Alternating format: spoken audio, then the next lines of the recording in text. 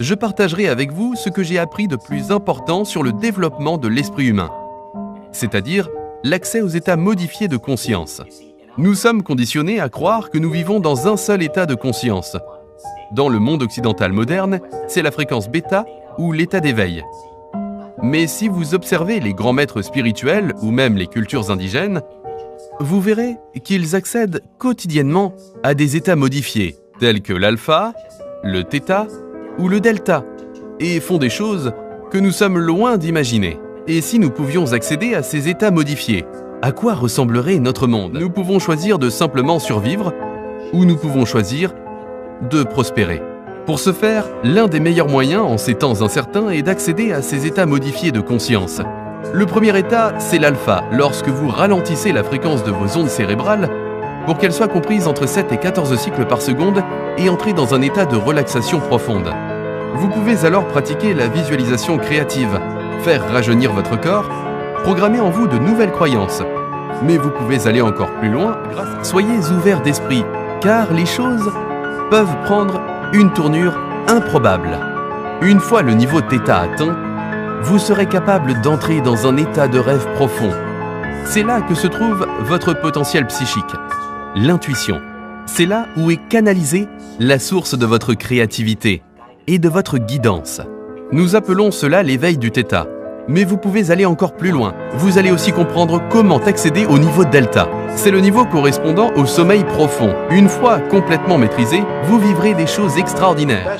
Dele, bonjour les amis, comment ça va? Bien?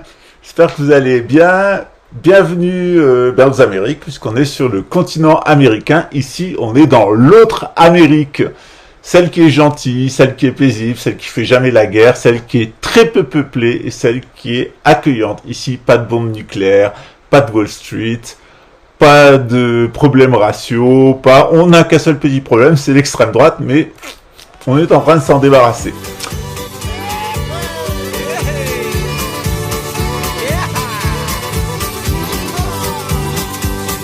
Il y a dans le sud de la Louisiane et dans un coin du Canada des tas de gars, des tas de femmes qui chantent dans la même langue que toi. Mais quand ils jouent de la musique, c'est celle de Rufus Thibodeau. Ils rêvent encore de l'Amérique qu'avait rêvé leur grand-papa, qui pensait peu, qui pensait pas. Tous les Acadiens, toutes les Acadiennes vont sauter, vont danser sur le violon. Sont américains et elles sont américaines. La faute à qui donc? La faute à Napoléon.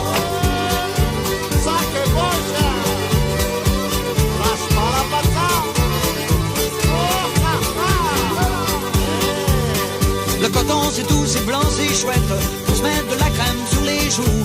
Mais ceux qui en font la cueillette finissent la journée sur les genoux. Alors le soir ils font de la musique, comme celle de Rufus Thibodeau, pour oublier que l'Amérique, c'est plus celle de leur grand-papa. Ça a bien changé depuis ce temps-là.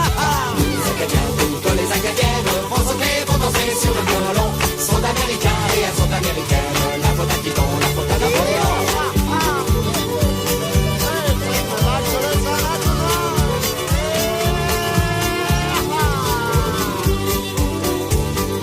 Ils ont bossé 6 jours de fil pour une poignée de dollars dévalués. Ils montent dans la vieille Oldsmobile et foncent à la ville d'à côté pour écouter de la musique. En réalité, il y a deux choses qui ont véritablement transformé ma vie. La première chose qui a transformé ma vie, c'est le Reiki. C'est ce qu'on appelle le Tummo dans le bouddhisme tibétain. Je l'ai modifié pour que ça devienne le Sroglung. C'est un mélange de Reiki et de techniques japonaises et tibétaines. C'est ce que je vous offrirai au mois de mai, puisque vous aurez une session gratuite de Reiki, initiation de Reiki gratuite pour 25 personnes. Ça durera tout un dimanche, 8 heures ensemble, et on fera ça en ligne. Je vous initierai à distance. La deuxième chose qui a profondément changé ma vie, et vous l'avez vu en introduction, c'est le Silva Mind Control. C'est une méthode inventée par José Delgado, un psychiatre de la CIA, qui a découvert, alors qu'il était chargé d'éduquer ses enfants, une super technique de management mental. En découvrant le Reiki, puis le Silva Mind Control, ça a complètement bouleversé ma vie spirituelle. J'ai eu une autre compréhension de ce que nous faisions dans les traditions spirituelles. Alors pourquoi pas ne présenter la spiritualité et la science ensemble? Dans l'islam et dans le bouddhisme, il n'y a pas de séparation. Comme vous l'avez vu dans la dernière vidéo, l'Occident a connu une grasse crise intellectuelle, le rejet du dogme catholique et le rejet de la mystique catholique. Est apparu le dogme scientifique qui s'est opposé au dogme catholique et ensuite les expériences de mysticisme dévié, de mysticisme non concordant, dissolvant, qui se sont opposés au mysticisme naturel des catholiques. Ça a créé la situation actuelle. D'un côté, les rationalistes qui ne vous parlent que de science et qui sont un peu sans cœur, et de l'autre côté, les spiritualistes qui vous parlent de maîtres ascensionnés et de toutes ces inventions extraordinairement décevantes, qui en réalité, bien souvent, n'ont pas de tête, il faut le dire. Dans le bouddhisme et dans l'hindouisme et dans l'islam, il n'y a pas de distinction entre la science et la mystique. La mystique et la science, ça va ensemble et c'est ce qu'on va faire aujourd'hui. Science sans conscience n'est que ruine de l'homme et mystique sans exotérisme et que ruine du porte-monnaie. C'est ce dont se sont rendus compte les victimes des Ponzi conspirationnistes parce que vous avez peut-être du cœur, mais vous avez singulièrement manqué de tête. Encore qu'au niveau cœur, quand on entend votre haine des juifs, des francs-maçons, des homosexuels et des musulmans, il y a quand même de quoi se poser des questions. Alors on va parler de choses positives. Aujourd'hui, on va parler de spiritualité et comment un bon management mental, un bon management de votre énergie interne va vous aider à croître dans votre spiritualité. C'est la vidéo d'aujourd'hui et j'espère qu'elle portera ses fruits. Ramadan Moubarak à tous. Je l'ai dit en entier. La vie est injuste, n'est-ce pas mon jeune ami? Tandis que certains naissent dans l'abondance, d'autres passent leur vie dans l'obscurité.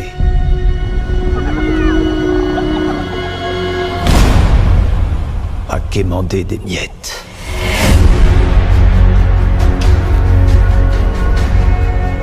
Tout ce que tu vois obéit aux lois d'un équilibre délicat.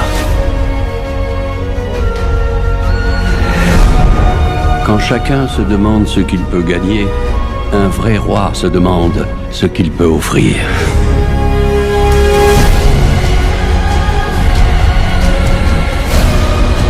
Sauve-toi, Simba, et ne reviens jamais!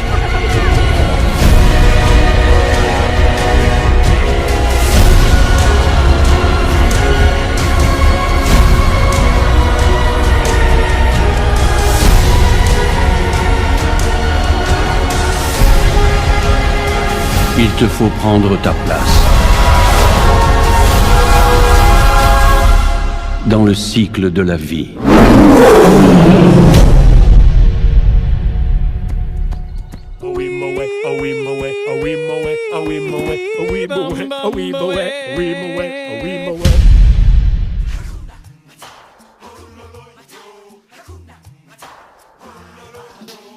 Le Bouddha nous explique que nous avons deux natures. Nous avons notre nature Bouddha et nous avons notre nature mondaine. Nous avons deux identités. En tant que Bouddha, Sakyamuni décrit que nous avons 5 qualités. Nous avons la connaissance, sagesse parfaite, c'est ce qu'on appelle l'intelligence omniprésente. Nous avons confiance en nous-mêmes, nous faisons confiance aux autres. Nous sommes remplis de compassion, c'est-à-dire que nous ressentons les souffrances des autres. Et puis nous sommes extrêmement clairs sur ce que nous sommes, ce que nous voulons, ce que nous faisons. Et nous vivons dans l'équanimité. Quoi qu'il arrive, nous restons équanimes. Ça, c'est la nature Bouddha. Malheureusement, cette nature Bouddha, à cause d'un certain nombre de causes, eh bien, elle ne va pas s'exprimer. Elle va s'exprimer en tant que dualité. Nous allons vivre dans la dualité, il y a moi et les autres, on va créer des conflits. On va vouloir imposer notre volonté ou être soumis à la volonté des autres. Donc, adieu l'intelligence omniprésente, adieu la confiance. C'est dans la pensée duelle et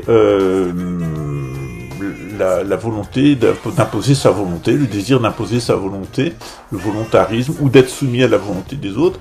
La compassion s'évanouit et on va faire confiance qu'à notre expérience, c'est-à-dire, ben non, je vais pas t'aider, je vais pas ressentir d'expérience, je vais rester à distance pour pas avoir de problème. Je vais pas ressentir tes souffrances, ça m'intéresse pas, je vais me fier qu'à ma propre expérience, voire vouloir te l'imposer en te prenant le contrôle de toi. La clarté est abandonnée au profit du formalisme, c'est-à-dire qu'on est plus clair, on met un uniforme, on se fait passer pour ce qu'on n'est pas, c'est une forme de schizophrénie. Vous savez que 60% des policiers et des militaires souffrent de schizophrénie, c'est les métiers où on rencontre le plus de schizophrènes parce que les métiers à uniforme attirent les schizophrènes, les gens qui ont des troubles de l'identité. Quand on leur donne une identité artificielle, ils sont contents d'y aller. Et puis adieu l'équanimité, arrive le sentimentalisme, c'est-à-dire aussi bien on peut être froid comme un glaçon, ou alors on peut être dans le sentimentalisme, avoir tout le temps la larme à l'œil, être super émotif, etc. Voilà comment on passe de la nature Bouddha à la nature mondaine. Généralement, on ignore notre nature Bouddha, et tout le but des initiations spirituelles, c'est justement, si on a une bonne santé, si on soigne bien son corps, si on est structuré d'un point de vue psychologique, si avec une technique comme le Reiki par exemple, on sait gérer son émotionnalité, gérer ses émotions, ses souffles internes, niveau subtil et niveau psychique, l'initiation spirituelle, elle va nous apporter autre chose. Elle va nous permettre de nous détacher de notre ego, de notre identité égotique, pour nous permettre de nous identifier au soi. Traditionnellement, en Inde, il y a 4 voies spirituelles. C'est-à-dire que les brahmanes sont normalement enseignés de père en fils. C'est une initiation de père en fils. Et pour réaliser cette initiation, les brahmanes vont dans la nature, dans la forêt, faire des stages de méditation, de pratique. C'est exactement ce qu'a fait le Bouddha. Pour la noblesse, c'est la relation pédérastique. C'est-à-dire qu'un noble plus âgé va prendre sous sa coupe un page, un noble plus jeune, et il va le former. Pédérastique, ça veut pas dire pédophile, réduction, Ça veut dire que c'est un enseignement qui se transmet d'un adulte à un enfant. L'enseignement national, l'éducation nationale en France est pédérastique, puisque c'est un enseignement d'un homme ou d'une femme plus âgée à un garçon ou une fille plus jeune. Dans la caste des producteurs, l'initiation, c'était le mari et la femme. Le mari et la femme s'initient mutuellement dans la relation qu'ils ont l'un avec l'autre. D'ailleurs, le mari et la femme se considèrent comme les gourous l'un de l'autre. Dans la caste la plus basse, c'est là où on va chercher un gourou à l'extérieur, un maître qualifié, qui va nous sortir de notre condition d'esclave. On abandonne sa condition d'esclave et de serviteur auprès de maître, pour devenir l'esclave ou le maître d'un gourou qui, lui, va nous émanciper. C'est un processus d'émancipation. Dans la société indienne, on restait esclave à vie, on était dans une caste d'esclaves, on était serviteur, on restait serviteur à vie. Lorsqu'on décide de devenir l'esclave et le serviteur d'un enseignant spirituel, en réalité, c'est pour se libérer, c'est-à-dire qu'on va suivre sa discipline et à la fin, on va être totalement libre. Ou on peut retourner dans la société, dans la caste que l'on souhaite et pour laquelle on est fait, ou alors, tout simplement, on va continuer l'enseignement du maître. L'usage veut que certaines personnes, des producteurs, de la noblesse et du clergé, aillent aussi voir un enseignant spirituel, un gourou, pour recevoir des enseignements et suivre une discipline. L'endroit où le gourou habite, ça s'appelle un ashram. Voilà. Gourou en tibétain, ça se dit lama. Donc quand on me demande si je suis un gourou, je dis non. Et quand on me demande, parce que gourou c'est le terme sanskrit, quand on me demande si je suis un lama, j'ai le diplôme. Voilà, donc je peux le dire. Donc voilà à quoi ça sert la spiritualité. Ça sert à nous détacher de notre ego, de notre identité sociale, pour nous identifier à notre identité ultime, à notre nature Bouddha. Dans l'islam, puisqu'on me questionne souvent sur le christianisme et l'islam, dans l'islam, ça veut dire qu'on va se défaire de son rôle social avec de toutes ses responsabilités pour aller dans al-haq, c'est-à-dire retrouver Allah à l'intérieur de soi, ce qui permettait à ce grand mystique al-Halaj de dire « je suis Dieu ». Pour le plus grand nombre des hommes, qui s'en tiennent inévitablement à la loi extérieure, celle-ci prend un caractère qui est moins celui d'une limite que celui d'un guide. C'est toujours un lien, mais un lien qui les empêche de s'égarer ou de se perdre. Sans cette loi qui les assujettit à parcourir une route déterminée, non seulement ils n'atteindraient pas davantage le centre, mais ils risqueraient de s'en éloigner indéfiniment, tandis que le mouvement circulaire les en maintient tout au moins à une distance constante. Par là, ceux qui ne peuvent contempler directement la lumière en reçoivent du moins un reflet et une participation. Et ils demeurent ainsi rattachés en quelque façon au principe. La circonférence ne saurait exister sans le centre. dont elle procède en réalité tout entière. Et si les êtres qui sont liés à la circonférence ne voient point le centre ni même les rayons, chacun d'eux ne s'en trouve pas moins inévitablement à l'extrémité d'un rayon dont l'autre extrémité est le centre même. Seulement, c'est ici que l'écorce s'interpose et cache tout ce qui se trouve à l'intérieur, tandis que celui qui l'aura percé, prenant par la même conscience du rayon correspondant à sa propre position sur la circonférence, sera affranchi de la rotation indéfinie de celle-ci et n'aura qu'à suivre ce rayon pour aller vers le centre. Ce rayon est la tariqa par laquelle, partie de la sharia, il parviendra à la haqiqa.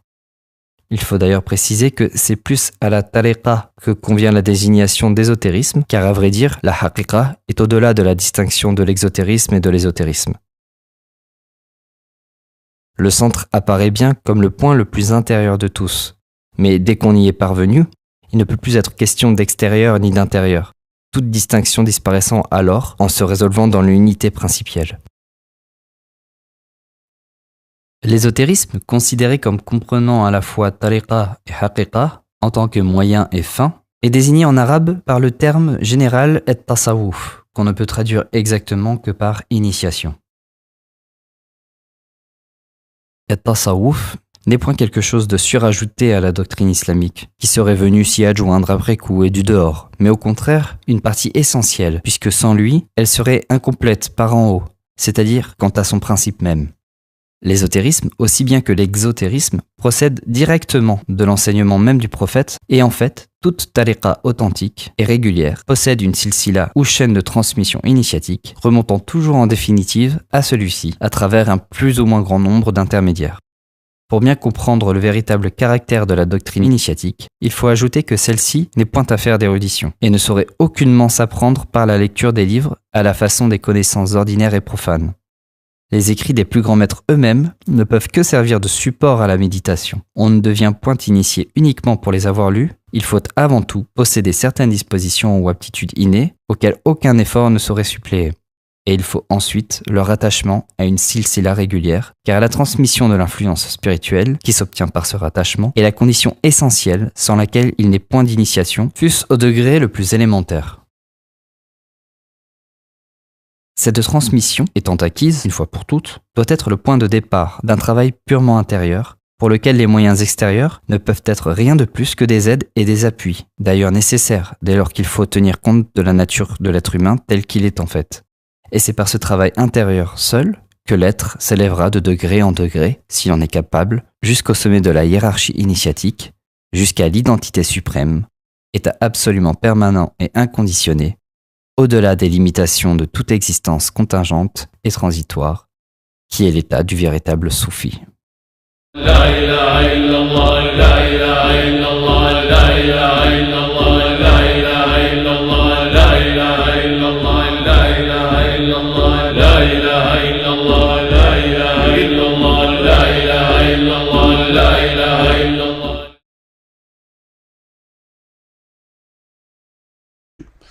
Dans le christianisme, eh bien, c'est trouver le Christ en soi et le Christ dans les autres.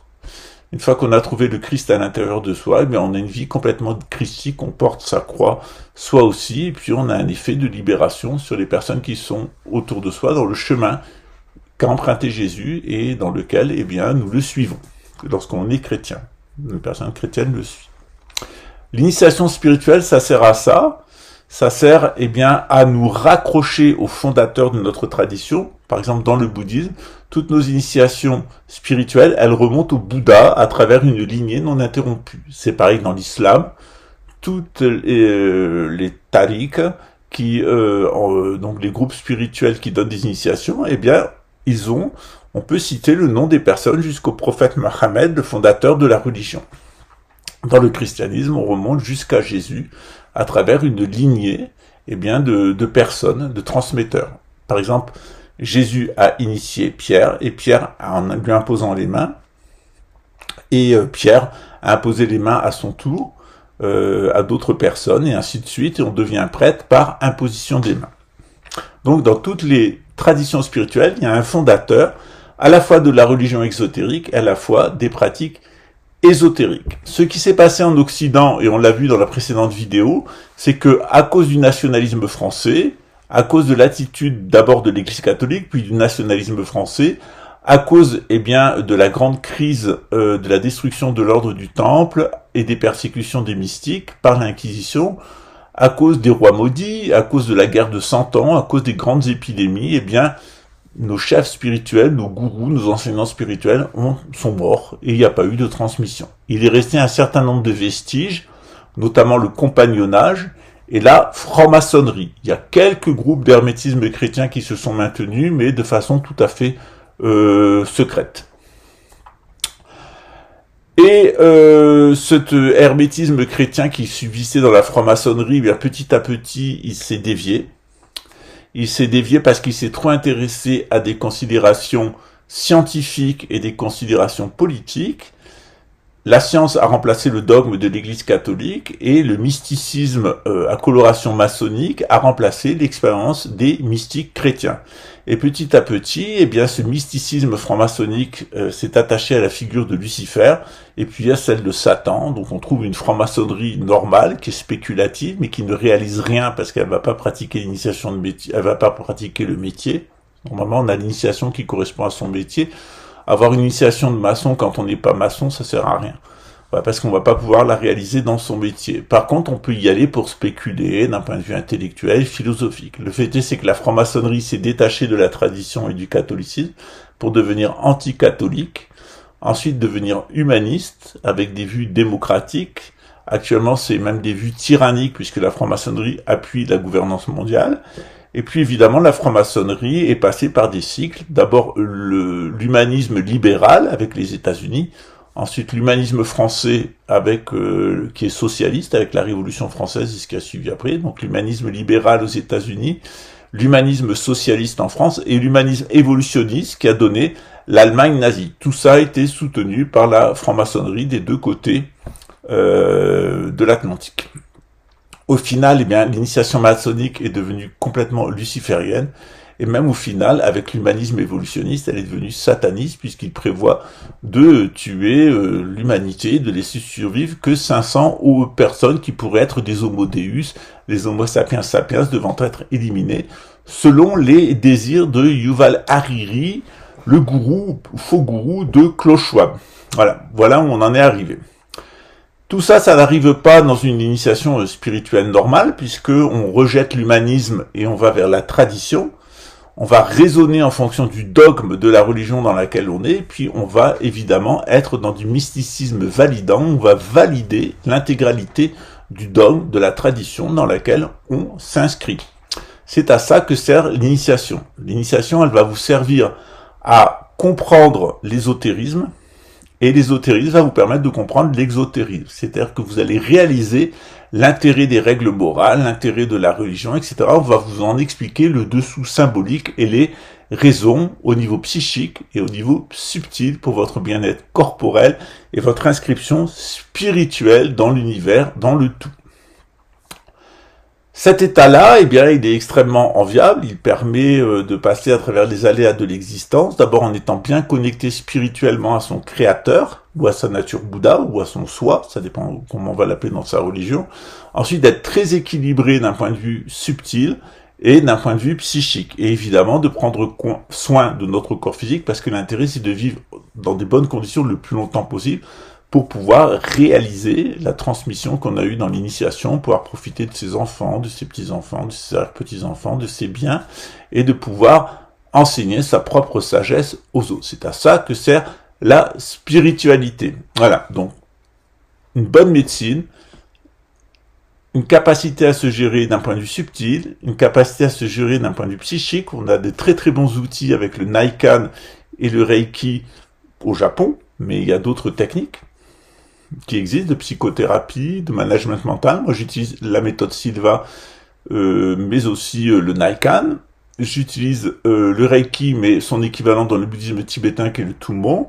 Évidemment, je pratique au maximum avec les médecines naturelles, notamment l'homéopathie de Hahnemann et les fleurs du Dr Bach.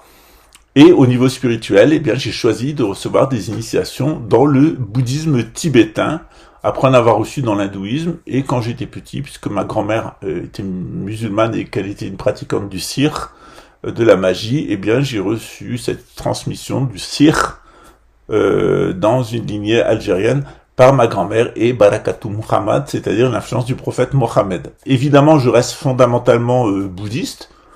Ça énervera certaines personnes que je dise que je suis musulman, mais le fait c'est que j'ai fait ma Sahada, que je respecte la charia et que le dharma du Bouddha est parfaitement compatible avec la charia. Le fait c'est que dans le bouddhisme, on a pris un certain nombre de mauvaises habitudes, avec les statues, avec un certain nombre de pratiques. Je les ai éliminées à l'intérieur dans mon existence. J'ai une petite représentation du Bouddha, mais elle est purement décorative. Évidemment, il est mieux de suivre les conseils du Bouddha, et le Bouddha avait dit pas de statue, pas de représentation, pas de peinture, etc. Il avait tout interdit comme dans l'islam, y compris la musique et beaucoup de choses. Par contre, il avait conseillé d'avoir une seule représentation qui était la représentation du Bhava Chakra, du Sipei Korlu en tibétain, c'est-à-dire de la roue des existences pour comprendre le phénomène, le mécanisme d'enfermement dans le samsara. Voilà, j'espère que vous avez tout compris. C'était le 4e épisode de notre exploration. Eh bien, des problèmes initiatiques et de mysticisme de l'Occident, et comment en sortir. Je vous ai indiqué quelques solutions aujourd'hui, mais il y en a évidemment bien d'autres, et c'est à vous de les trouver. Soyez des abeilles, allez chercher du pollen et faites votre propre miel. Ne soyez pas de misérables abeilles qui vont piquer le miel des autres. Je vous souhaite une bonne suite, un bon Ramadan, Ramadan Moubarak pour les musulmans, bon carême pour les chrétiens, et puis à très très bientôt, chers amis croyants. Ciao ciao. Le voyageur qui visite le montagneux pays d'Afghanistan est frappé d'y rencontrer si souvent, au hasard de ses pérégrinations, un musulman en prière. Suivant que ce visiteur est plus ou moins bien disposé à l'égard de l'islam, les mots de fanatisme ou de ferveur lui viennent à l'esprit. Les Afghans sont musulmans, mais ce ne sont pas des Arabes.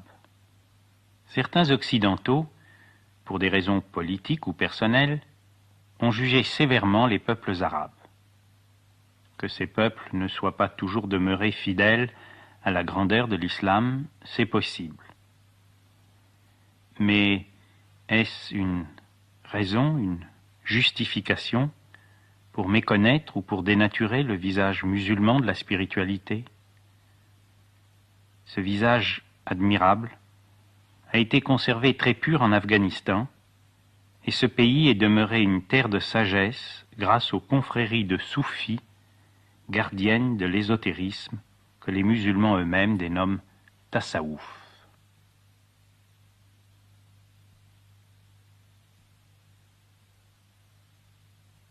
Mais si la foi musulmane se manifeste partout par les 5 prières quotidiennes, ou namaz, le cœur même de l'islam et surtout le soufisme apparaissent comme secrets, inaccessibles, inapprochables.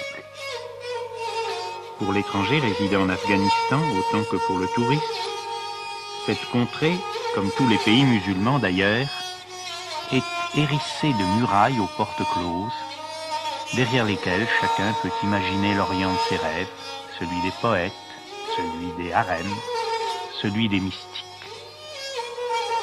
Bien des étrangers ont vécu pendant des années en Afghanistan, bien peu ont su que certains de ces hauts murs cachaient une vie spirituelle enracinée dans la tradition islamique, mais atteignant les cimes universelles de la métaphysique et de la connaissance de soi.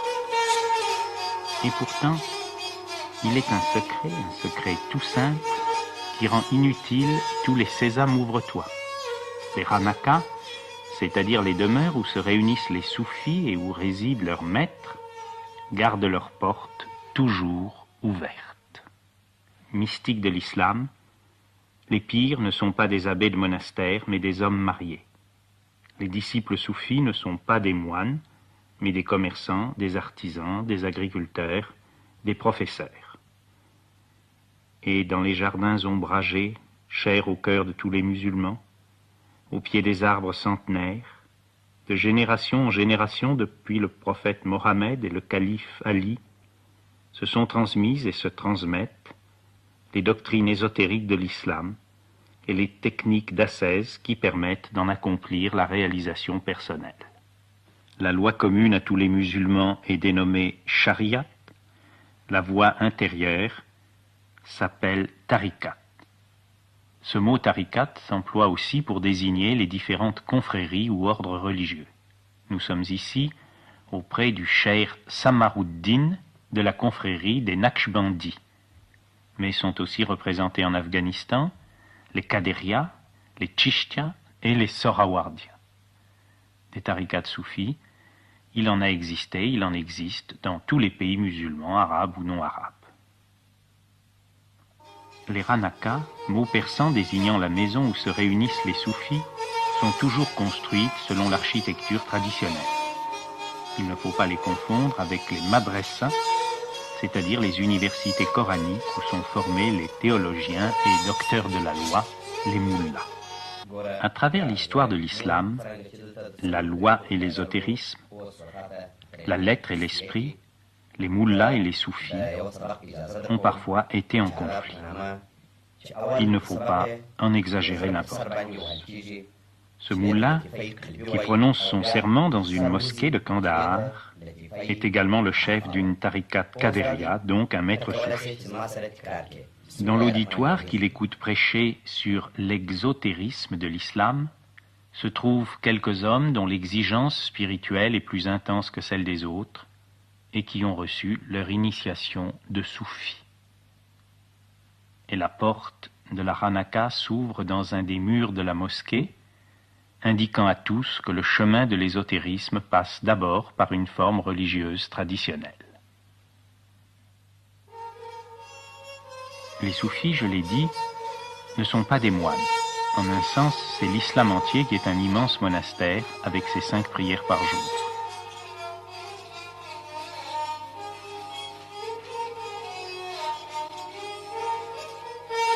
Les soufis vivent dans le peuple, avec le peuple, dans les bazars, les ruelles commerçantes, les échoppes et les marchés.